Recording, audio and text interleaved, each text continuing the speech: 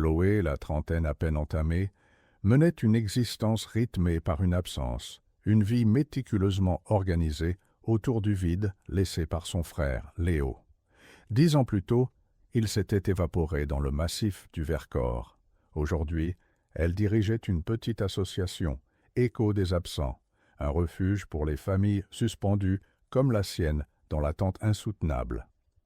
Chaque automne, sans faillir, elle retournait à Villard-de-Lans, le dernier village où Léo avait été aperçu. Ce pèlerinage annuel n'était pas un acte de deuil, mais une affirmation silencieuse de son refus d'oublier. Son appartement grenoblois, sobre et fonctionnel, était un sanctuaire dédié à cette quête.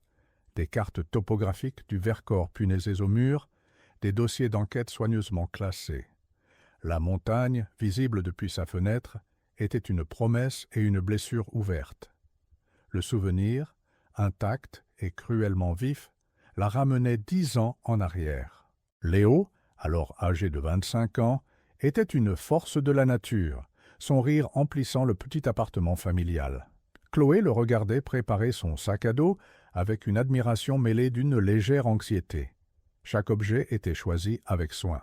La boussole en laiton, les cartes IGN méticuleusement pliées, le sifflet d'urgence. Il lui avait ébouriffé les cheveux, son geste habituel pour la rassurer. « Ne t'inquiète pas, petite sœur, c'est juste une traversée. Je t'appelle du prochain refuge, promis. » Sa voix était pleine de la confiance tranquille de celui qui se sentait chez lui dans les montagnes, un aventurier réfléchi dont la prudence rendait l'impensable encore plus absurde. Cette promesse, suspendue dans le temps, était devenue le point d'ancrage de sa douleur. Les premiers jours de son absence s'étaient écoulés dans une normalité trompeuse. Le soleil de septembre baignait le Vercors d'une lumière dorée, et la vie suivait son cours. Chloé allait au lycée, ses pensées revenant par intermittence à son frère, l'imaginant marcher sous le ciel bleu, libre et heureux. Le silence téléphonique du premier soir n'avait rien d'alarmant. Les refuges de haute montagne étaient connus pour leur réseau capricieux. C'est au deuxième jour que l'air s'est épaissi. Un sentiment diffus, une inquiétude sans nom a commencé à s'installer. Les bulletins météo annonçaient un changement brutal. Un orage d'une violence rare prévu pour la nuit. Le téléphone restait obstinément muet, son silence se transformant lentement d'une simple attente en un poids oppressant. La routine rassurante commençait à se fissurer, laissant entrevoir l'abîme. Le flashback s'ouvre sur Léo, seul au cœur du Vercors. La beauté du paysage est écrasante, une symphonie de calcaire blanc et de forêts profondes. Il marche d'un pas assuré, le rythme de ses bâtons sur le sentier pierreux marquant une cadence familière. L'air est vif, empli du parfum des pins et de la terre humide. Il s'arrête un instant sur une crête, dominant un panorama vertigineux. Une sensation de liberté pure, presque spirituelle, l'envahit. Il se sent à sa place, un élément minuscule, mais harmonieux, dans cette immensité sauvage. Cette solitude n'est pas un poids, mais un choix, une communion avec une nature qu'il respecte profondément. Il sourit, pensant à Chloé, imaginant son visage inquiet et se promettant de l'appeler ce soir pour la rassurer. Pourtant, 1 heure plus tard, une dissonance s'installe. Le silence, d'abord apaisant, devient lourd, presque attentif. Un craquement de branches dans le sous-bois, trop net pour être un animal. Léo s'immobilise, tendant l'oreille, le cœur soudainement plus rapide. Il ne voit rien, mais la sensation d'être observé s'insinue en lui, tenace et glaciale. Il se retourne vivement, balayant du regard la lisière des arbres. Rien. Il secoue la tête, chassant une paranoïa qu'il juge absurde sur ces sentiers qu'il connaît si bien. Mais en reprenant sa marche, son regard se fait plus furtif. Sa confiance s'est érodée, remplacée par un pressentiment indéfinissable, une alarme silencieuse qui résonne au plus profond de lui. L'harmonie est rompue. Le ciel lui-même semble répondre à son angoisse naissante. En l'espace de quelques minutes, les nuages d'un blanc cotonneux virent au gris plombé, s'amoncelant avec une rapidité anormale. Le vent se lève, non plus comme une caresse, mais comme une plainte rauque s'engouffrant dans les failles de la roche. La température chute brutalement. Léo, randonneur expérimenté, reconnaît les signes avant-coureurs d'un orage de montagne, mais celui-ci se forme avec une violence et une soudaineté qui le surprennent. Il accélère le pas, cherchant des yeux un abri, une grotte, n'importe quoi qui pourrait le protéger de la fureur imminente. La forêt, autrefois accueillante, se transforme en un labyrinthe d'ombres menaçantes, les arbres se tordant sous les premières rafales. L'orage éclate avec une brutalité inouïe. La pluie n'est pas une averse, mais un déluge, un mur d'eau glacée qui s'abat sur lui, brouillant sa vision et transformant le sentier en un torrent de boue. Chaque éclair illumine la scène d'une lumière spectrale, suivie d'un coup de tonnerre si proche et si puissant qu'il fait vibrer le sol sous ses pieds. Le bruit est assourdissant, un chaos primordial qui efface toute autre perception. Léo lutte pour rester debout, le vent le poussant avec une force malveillante. Il est aveuglé, désorienté, sa connaissance de la montagne devenue inutile face à ce déchaînement des éléments. La peur, une peur primaire et viscérale, s'empare de lui, chaque pas devenant une bataille pour la survie. C'est dans ce tumulte que tout bascule. Alors qu'il longe une corniche rendue glissante par les eaux, son pied dérape. Il tente de se rattraper, ses doigts griffant la roche humide, mais une force semble l'entraîner. Est-ce seulement la pente, le poids de son sac ou autre chose? Dans un flash de lumière stroboscopique, il croit percevoir une forme, une ombre juste derrière lui, mais l'image est si fugace qu'elle pourrait n'être qu'une illusion créée par la panique. Un choc brutal à l'arrière de sa tête, une douleur fulgurante, puis le monde se renverse dans une spirale de noirceur et de pluie.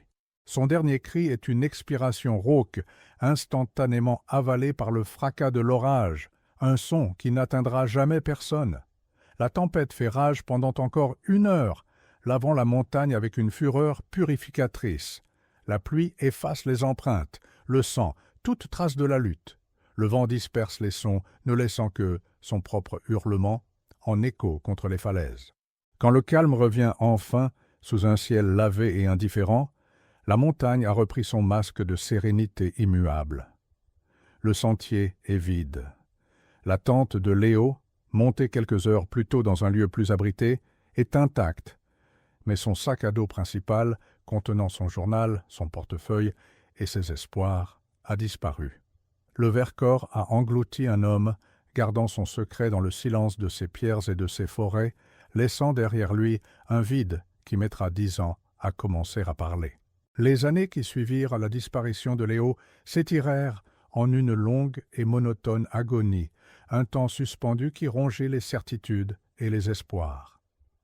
Les recherches officielles, intenses et médiatisées les premières semaines, s'étaient progressivement espacées, devenant une simple formalité administrative avant de cesser complètement.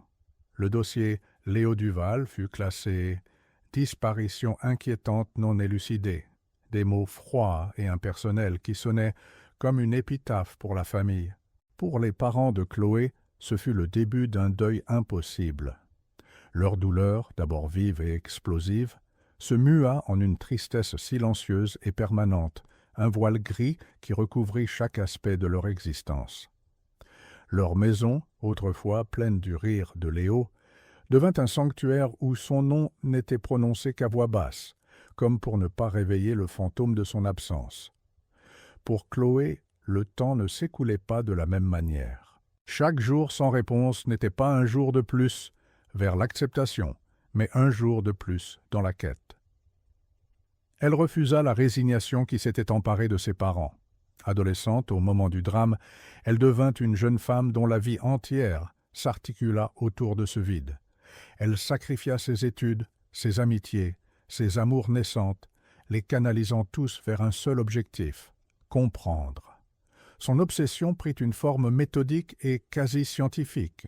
Elle dévora des manuels de survie, étudia la géologie du Vercors, interrogea inlassablement les gendarmes, les guides de haute montagne, les habitants du village, jusqu'à devenir elle-même une experte involontaire de cette montagne qui lui avait tout pris. Cette quête solitaire et dévorante la mena à créer Écho des absents. L'association fut sa bouée de sauvetage et sa prison dorée. Elle y trouva une communauté d'autres âmes errantes piégées dans le même purgatoire de l'incertitude. Organiser des battues, réconforter des mères en larmes, se battre contre l'inertie administrative. Tout cela donnait un sens à sa propre souffrance. Mais chaque dossier qu'elle ouvrait était un miroir de sa propre histoire. Chaque visage sur un avis de recherche était celui de Léo.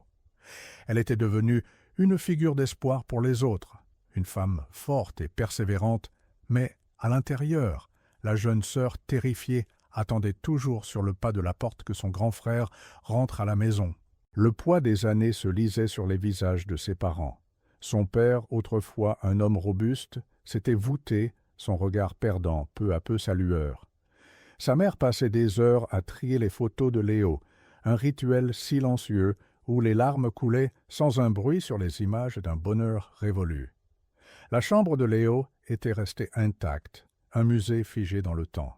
Ses livres sur les étagères, ses chaussures de randonnée près de la porte, tout était à sa place, attendant un retour qui ne venait jamais. Chloé voyait leur espoir s'éroder, remplacé par une résignation qu'elle ne pouvait supporter. Leur chagrin passif se heurtait à sa quête active, créant un fossé de silence et d'incompréhension au sein même de leur douleur partagée. Le pèlerinage annuel à Villard-de-Lans était devenu son rituel le plus sacré et le plus douloureux. Chaque automne, elle reprenait la même route sinueuse, regardant le massif du Vercors se dessiner à l'horizon, à la fois majestueux et menaçant. Elle logeait dans la même auberge, parlait aux mêmes habitants qui la reconnaissaient désormais avec un mélange de pitié et d'admiration. Chaque année, elle refaisait les premiers kilomètres du sentier que Léo avait emprunté, le cœur battant à chaque craquement de branches, scrutant chaque ravin avec un espoir absurde et tenace. La montagne ne lui offrait que le silence, un silence immense et indifférent qui était la plus cruelle des réponses, mais elle y retournait encore et toujours. Parfois, au cœur de la nuit, les souvenirs la submergeaient avec une clarté insoutenable. Elle revoyait Léo dans la cuisine, traçant son itinéraire sur une carte IGN, le doigt glissant sur les courbes de niveau. Elle entendait sa voix lui expliquer la différence entre une doline et une crête, son enthousiasme communicatif. « Tu vois, Chloé, la montagne, ce n'est pas juste des cailloux. C'est une histoire qui se lit si tu sais où regarder. » Cette phrase résonnait en elle comme une prophétie amère. Il lui avait appris à lire la montagne et maintenant, elle passait sa vie à essayer de lire son silence, cherchant désespérément le dernier chapitre de son histoire, celui qu'il n'avait jamais pu lui raconter. Au fil de la décennie, le désespoir avait souvent frappé à sa porte. Il y eut des mois où l'épuisement prenait le dessus, où l'idée d'abandonner devenait une tentation douce et apaisante. Laisser Léo reposer en paix, où qu'il soit, tenter de reconstruire une vie normale, loin des cartes et des dossiers poussiéreux. Dans ces moments, elle se regardait dans le miroir et ne reconnaissait plus la jeune femme qu'elle était devenue, son visage marqué par une gravité qui n'était pas de son âge. Mais la promesse de Léo, « Je t'appelle du prochain refuge », revenait toujours, non comme un souvenir, mais comme un ordre, une mission inachevée qui lui interdisait de renoncer. L'oubli serait la véritable trahison. 10 ans après, Chloé n'était plus la même. La jeune fille angoissée avait laissé place à une femme de 30 ans dont la détermination était devenue une seconde nature, une armure forgée dans la douleur.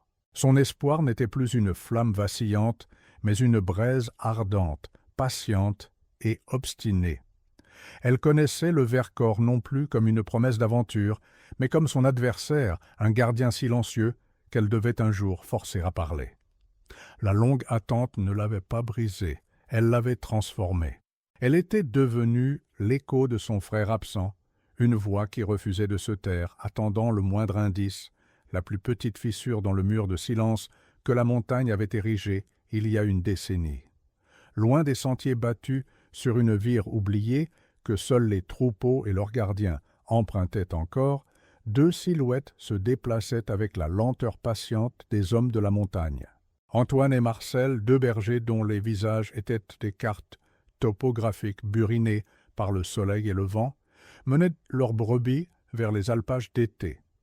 C'est Antoine qui le vit le premier, un lambeau de tissu bleu délavé, coincé violemment entre deux blocs de calcaire, comme si la montagne elle-même avait tenté de l'avaler. Ce n'était pas un déchet ordinaire. La matière, bien que déchirée et vieillie par une décennie d'intempéries, était celle d'un équipement technique, une housse de sac à dos, un fragment de modernité échoué dans ce monde minéral et intemporel. Marcel haussa les épaules, habitué à trouver les vestiges laissés par des randonneurs imprudents, mais Antoine s'accroupit, une curiosité tenace dans le regard. Il dégagea le tissu avec précaution. En le manipulant, son pouce calleux sentit une anomalie, une protubérance dure et rectangulaire cousue grossièrement dans l'ourlet. Les points de couture étaient épais, irréguliers, faits avec une urgence évidente. Ce n'était pas un travail d'usine, c'était l'œuvre d'une main désespérée. Il sortit de sa poche son vieil opinel, dont le manche en bois était poli par des années d'usage. Un geste ancestral pour percer un secret moderne, le silence de la montagne soudainement lourd d'une attente insoupçonnée. Avec la précision d'un homme qui connaît la valeur de chaque geste, Antoine trancha les fils résistants. La lame effilée révéla non pas une simple rustine, mais une petite pochette étanche, pliée sur elle-même. L'objet, d'un plastique gris et souple, semblait presque intact, un anachronisme miraculeux dans ce décor de décomposition. Les deux hommes se regardèrent, leurs conversations habituelles sur la météo et les bêtes taries sur leurs lèvres. Ils comprenaient, sans un mot, que ce qu'ils tenaient entre leurs mains n'était pas une simple trouvaille, c'était un message, une bouteille à la mer jetée non pas dans l'océan, mais dans l'immensité silencieuse et verticale du Vercors, qui avait finalement recraché son secret. L'appel de la gendarmerie de Villard-de-Lans trouva Chloé dans le silence feutré de son bureau, entourée des fantômes d'autres disparus. La voix du jeune gendarme était hésitante, presque révérencieuse. Il parlait d'une housse de sac, d'un objet dissimulé. Chaque mot était une décharge électrique qui parcourait son corps. 10 ans de fausses pistes, de signalements infructueux, de voyants bien intentionnés l'avaient blindé contre l'espoir. Pourtant, cette fois, c'était différent. C'était tangible. Elle sentit le sol se dérober sous ses pieds, son souffle se bloquer dans sa poitrine. L'espoir, après tant d'années, n'était pas une douce lumière, mais une bête sauvage, féroce et terrifiante, qui venait de se réveiller et menaçait de tout dévorer. Devant elle, sur le bureau métallique et froid de la gendarmerie, la petite pochette grise reposait comme une relique. L'air de la pièce était chargé d'une électricité palpable. Le vieux gendarme qui avait mené l'enquête initiale, aujourd'hui à la retraite, était là, ses yeux fatigués posés sur elle avec une infinie compassion. Pour lui, comme pour elle, ce n'était pas une simple pièce à conviction, c'était la fin potentielle d'une décennie de questions, sans réponse. Les doigts de Chloé tremblaient, tandis qu'elle tendait la main. Toucher cet objet, c'était toucher le dernier instant de son frère. Franchir une barrière invisible entre le monde des vivants et le silence des absents. 10 ans de silence contenus dans ce petit rectangle de plastique. Avec une lenteur infinie, elle ouvrit la fermeture étanche. Le son du plastique se séparant déchira le silence. À l'intérieur, 2 objets. Le premier fit monter les larmes à ses yeux, un médaillon en argent, terni par le temps, celui qu'elle lui avait offert pour ses 20 ans, et qu'il ne quittait jamais. En l'ouvrant, elle découvrit la minuscule photo d'eux, enfants, souriant à l'objectif. Le second objet était un morceau de carte IGN, plié avec une précision maniaque. En le dépliant, son cœur cessa de battre. Un point, marqué d'une croix tremblante, était dessiné sur une zone reculée du plateau. Et dessous, quelques mots, écrits d'une main hâtive, presque illisible. Ce n'était plus une question de chute, c'était une piste, un testament. Les mots sur la carte, pas la chute, il m'a vu, résonnèrent dans le silence de la gendarmerie comme un coup de tonnerre tardif, celui qui suit l'éclair de 10 ans. Pour Chloé, ce fut une déflagration intérieure. La théorie de l'accident, ce fragile rempart qu'elle avait malgré elle laissé s'ériger contre la folie, venait de s'effondrer. Son frère n'était pas tombé. Quelqu'un l'avait vu. Le pronom « il » flottait dans l'air, anonyme et menaçant, transformant une tragédie montagnarde en la possibilité d'un meurtre. Le visage du gendarme à la retraite, Jean-Pierre, se durcit, la compassion laissant place à l'instinct de l'enquêteur qui se réveille. Il regarda la carte, puis Chloé, et dans ses yeux, elle vit la même terrible certitude. Sa quête venait de changer de nature. La réouverture officielle du dossier se heurta à un mur de scepticisme bureaucratique. Le nouveau commandant de la brigade, un homme jeune et pragmatique, voyait l'affaire avec la distance des années et le manque de ressources. Un message griffonné, une carte vieille, de 10 ans. Et c'était mince. Pour lui, le Vercors était un cimetière à ciel ouvert qui rendait rarement ses secrets.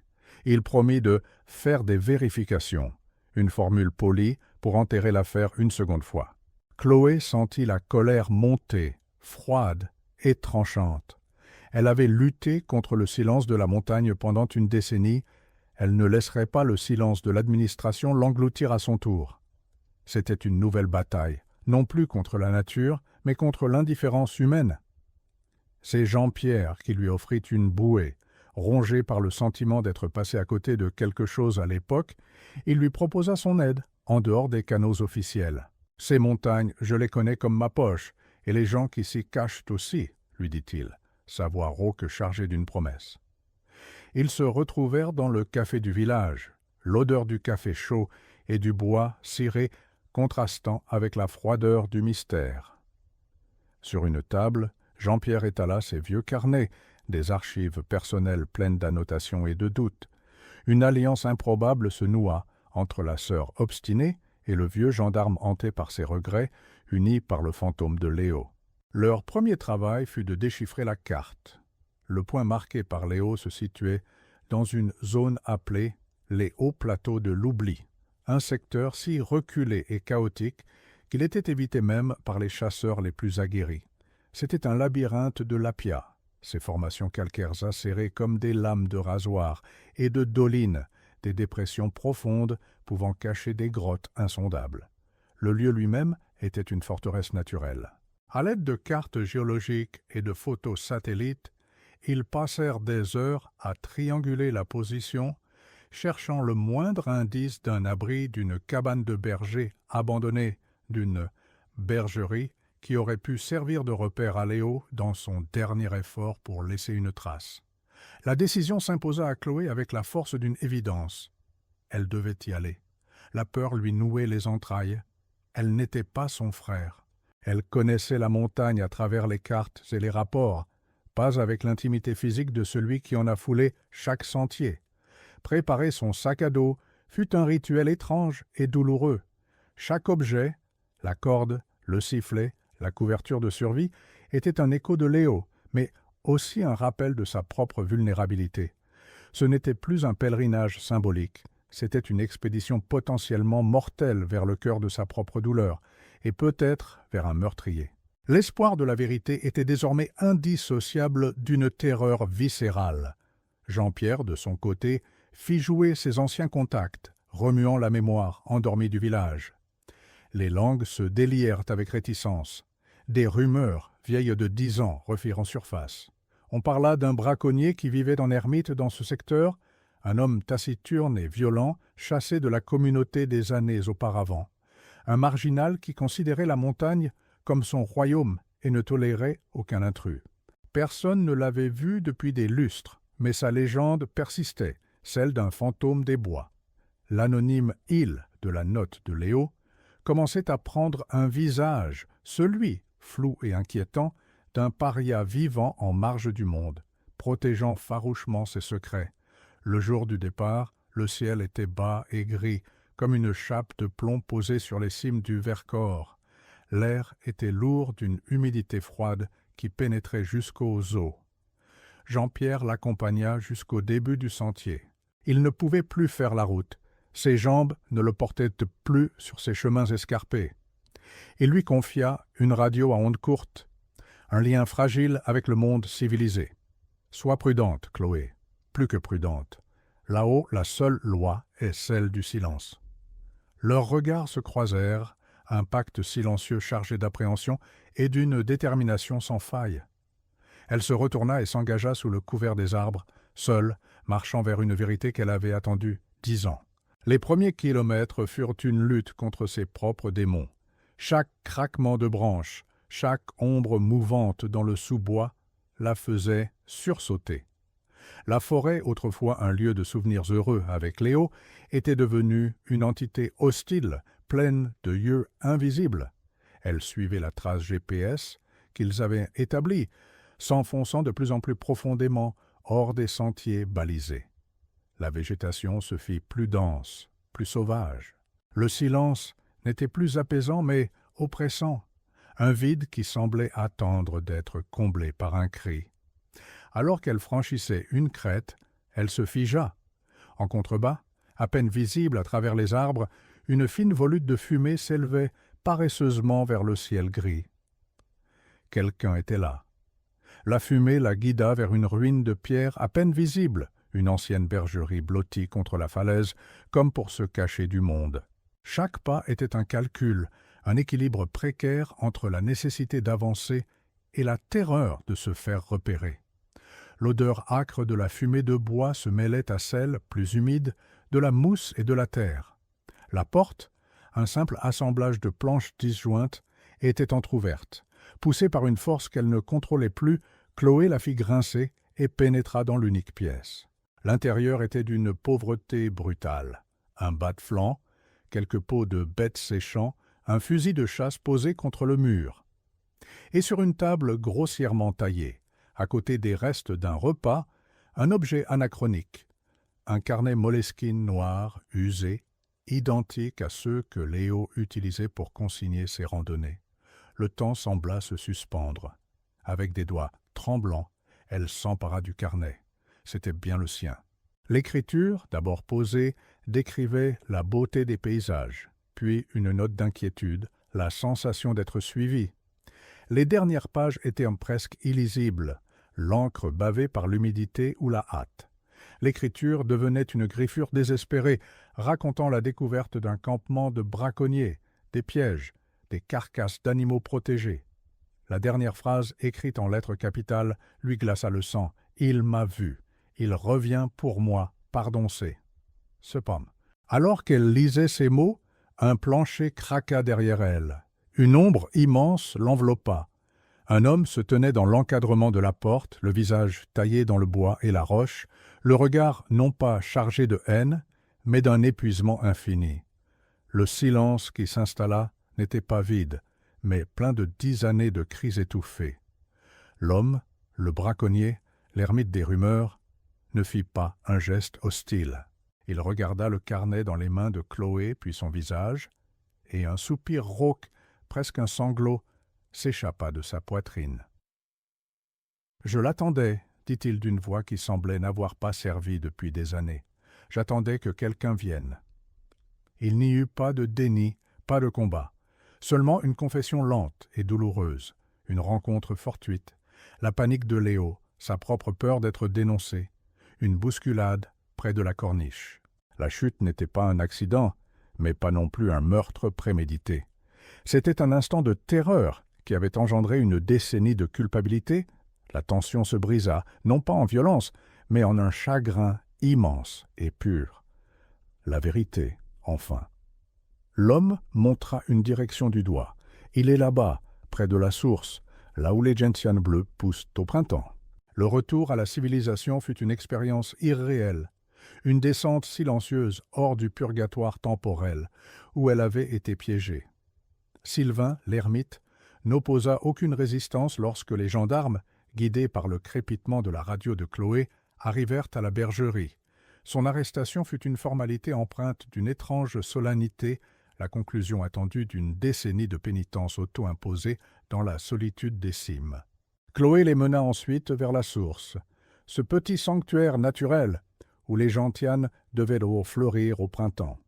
Là, sous un amoncellement de pierres respectueusement disposées, reposait ce qui restait de Léo. Il n'y eut pas de cris, pas d'effroi. juste le poids immense de la vérité qui s'abattait, chassant l'incertitude comme un vent puissant chasse les nuages. La montagne avait enfin parlé, et sa voix était celle d'un apaisement tragique. Les funérailles eurent lieu au début de l'automne, dans le petit cimetière de Villard-de-Lans qui surplombe la vallée. Le ciel était d'un bleu limpide, presque insolent de beauté. Ses parents, vieillis et fragiles, se tenaient à ses côtés, leurs larmes n'étant plus celles de l'angoisse, mais celles du deuil enfin possible. Pour la première fois depuis 10 ans, il ne pleurait pas un fantôme, mais un fils dont il pouvait honorer la mémoire. Jean-Pierre était là, en retrait, son regard fatigué exprimant un soulagement silencieux. Chloé, elle, regardait les cimes du Vercors. La montagne n'était plus son ennemi, ce monstre de pierre qui retenait son secret. Elle était devenue un tombeau majestueux, le gardien silencieux des derniers instants de Léo. Un paysage qui portait désormais son histoire. 1 an plus tard, Chloé revint sur les sentiers du Vercors. Elle ne portait plus le fardeau de la quête, mais un simple sac à dos pour une randonnée de quelques jours. Elle marchait d'un pas léger, redécouvrant le parfum des pins, la caresse du vent sur son visage, la joie simple d'être là, vivante. Arrivée au sommet d'un col, elle s'assit face au panorama grandiose, là où les roches calcaires rencontraient un peu le ciel. Le souvenir de Léo était partout, non plus comme une blessure ouverte, mais comme une présence bienveillante. La promesse « je t'appelle du prochain refuge » ne résonnait plus comme un échec, mais comme l'écho d'un amour fraternel qui avait transcendé le temps et la mort. Elle était enfin libre, libre de se souvenir et surtout libre de vivre.